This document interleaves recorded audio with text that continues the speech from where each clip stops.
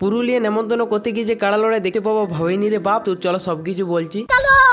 তো বন্ধুরা পুরুলিয়া যাব, বাঁকুড়া থেকে পুরুলিয়া। তো আমাদের বাস স্ট্যান্ডে ছাড়তে যাচ্ছে দাদা, বাসে ভিড়ের কারণে আসার ভিডিও তোমাদের দেখাতে পারিনি। তো চলো এখন বাবা তাহলে কি করবে, কাড়া লড়াই না?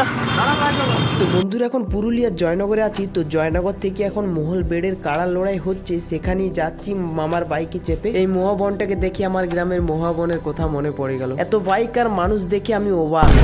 আবার কি জায়গা পায়নি বলে গাছে উঠে গেছে, এই যে দেখো, অবাক ভাই অবাক। এখন পুরুলিয়ার কাড়া লড়াই এনজয় করে।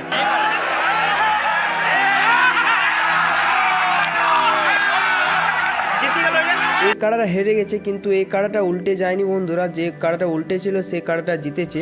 2 নম্বর কাড়া লড়াই হবে এই কাড়ার সঙ্গে। তো আমি দেখে নিলাম বন্ধুরা, খাবারে অনেক দোকান থাকলেও ইডলিটা ভালো লাগছিল, তাই ইডলিটা খেয়ে নিলাম। তারপর বন্ধুরা মামার বাড়ির দিকে রওনা দিলাম, নিমন্ত্রণ করতে আসেছি বলে কথা। এখানে মাটির ঘর দেখে আমার অনেক ভালো লাগে। আধা ঘন্টা পর খাওয়া দাওয়া করে বেরিয়ে গেলাম আমাদের গ্রামের পথে। গরু বাগালি, পাহাড় সবকিছু দেখলাম।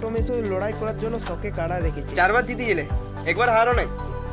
ও ভাই, এই যে দেখো মেসো রয়েছে আশেপাশে, মেসোর অনেক নামডা। চলো এখন বাড়ি যাবো, তাই বাস স্ট্যান্ডে বসে আছি। বাস পেয়েছিলাম 1.5 ঘন্টা বাদে। অবশেষে পুতুল বাসটা যায় ও আমার গ্রামের পাশে দাঁড়ায়। ফাইনালি ঘরে পৌঁছালো। বন্ধুরা পুরুলিয়ার কাড়া লড়াই পুরো ডিটেলসে দেখতে হলে কমেন্টে পিন করা আছে লিঙ্ক, দেখে আসো আর চ্যানেলটাকে সাবস্ক্রাইব করে যাবে।